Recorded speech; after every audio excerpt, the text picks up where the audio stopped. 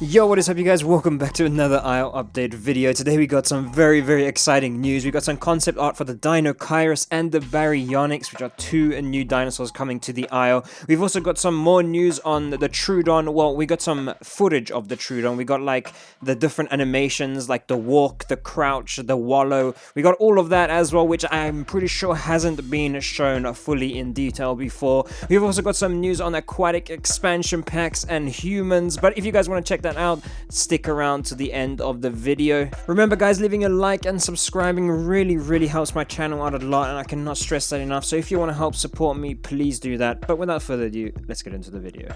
So as we do, we're going to jump into a Q&A first. Here somebody asked basically, Punch, will carnivores have to eat particular organs as their diet? Like, is that going to ever be a thing? Which I think would be very cool. Punchback replies, fun fact, that is already planned. It's why I keep saying carnivore diets will be expanded in the future, and that kind of stuff requires gore to exist. So obviously you guys know that gore update is it's update 6. I didn't have to Google it, I swear I know everything.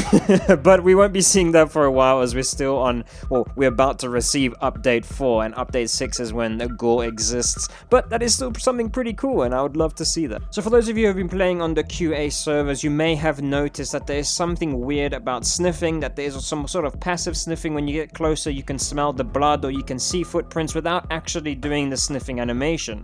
Now somebody asks, oh, about the footprints, are footprints supposed to appear even without sniffing, or is that a bug? Punchback replies, that's part of the passive scenting we're working on. You'll learn more about it soon. So as soon as we find out more information on that, I will keep you guys up to date. But as far as I do know, we will be able to smell certain things as they get closer without actually having to do the sniffing animation.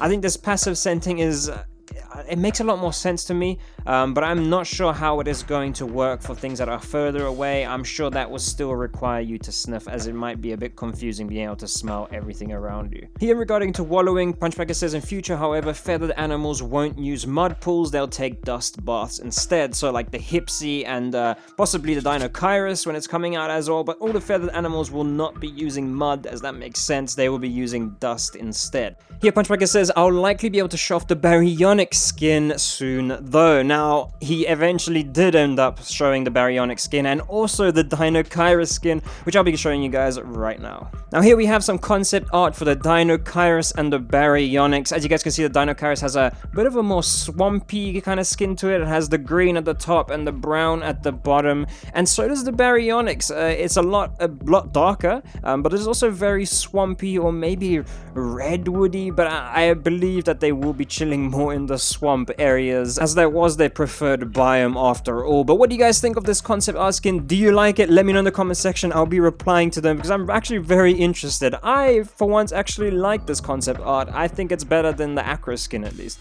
Here we see Punch giving love to the Megalania. He says, I love Megalania and would really like to see even more quadrupedal carnivores in the future rather than just theropods, and I agree. I really do love the Megalania, and it's going to be quite an exciting addition to the Isle. It is very different to most of the dinosaurs, and I'd love to see how the playstyle works out. It is looking beautiful. As you guys remember, they did release some concept art for it quite a while ago, but yeah, that's something that we might see in the future. Well, we probably will see in the future, but when, I do not know. So here Punchbacker talks about caves, and he says caves will come in a variety of sizes, including more compact caves that only smaller creatures can traverse. I think that's very cool, but when it comes to larger caves, it seems like the cannibals may enjoy that kind of turf more. Now by the cannibals, as you guys can remember, they are adding some sort of tribals as well as the mercenaries, more like natives to the land, I guess, and I'm guessing that they will be cave dwellers. They will be living in the caves. Maybe we'll see some art coming about. In fact, there is some art already in some of the caves. I don't know if you guys remember, they're the tar pit caves. I did make a whole video about it. If you guys want to go check that out, link will be in the description.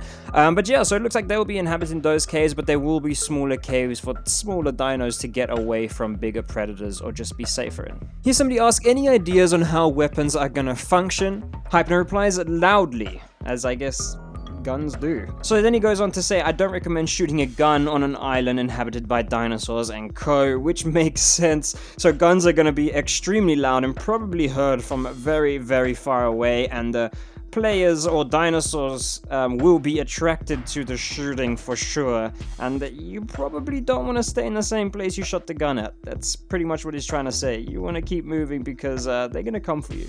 Hypno also said doesn't matter anymore. What is a fact is that humans will be in the game before the end of the year. Now, they've been stressing this a lot, and he is here to confirm that they definitely will be in the game before the end of the year. However, he does want to make it clear that this will be their first pass, so don't expect them to be complete by any means. And that he'd be surprised if they even had an attack when they first released them. So basically, we're gonna get some models of humans before the end of the year, and probably they'll be in the game, but maybe not playable. I'm not sure. Here somebody says, the Isles Oceans would be amazing, the mechanics and everything, I can see it already. I hope very, very badly they decide to add Aquatics far down the line. Now, we have already spoken about the Isle Aquatic expansion pack before, but Punchbagger does confirm this. He says, after the game has been finished, we've always thought about developing a full-fledged underwater expansion pack, so who knows? So maybe in a few years we will get the Isle but underwater, but that is only once they complete the game, so don't expect anything anytime soon. Now this one's more for server owners. Somebody asked, will there be a way for people to regulate its growth times on servers? Like, will people be able to put the Deinocheirus to 1 hour growth time, for instance? Or server owners at least. Punchbagger replies, likely in the future when we add additional server options, since you'll be able to enable and disable specific factions and the visual dinosaurs, including what species and AI and so forth. As a server owner, I think that's very cool. I would love the options to be able to play around with whatever I do want, whatever kind of scenario I do want on my server. Let's say I don't like humans,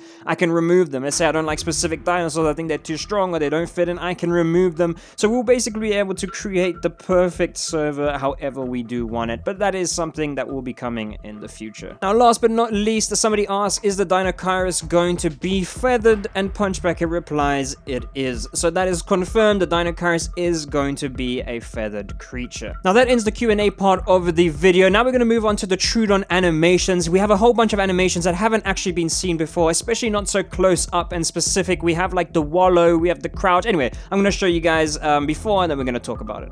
I'm actually just going to talk through it because I don't want to play it again. But here we have the idle animation of the Troodon. It's just standing there doing its thing. That is the one cool. That's the 2 cool. 3 cool.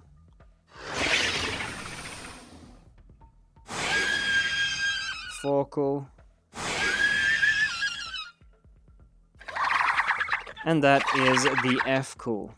Now here we have the wallow animation.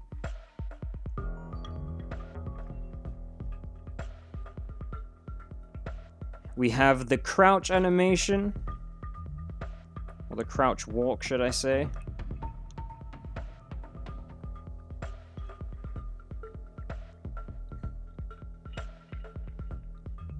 Here we have the fractured animation. You can see he's walking with a bit of a limp.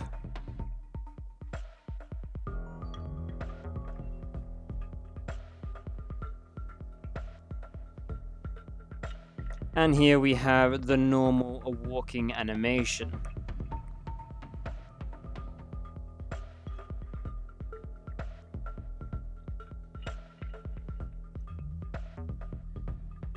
Here we have the running animation.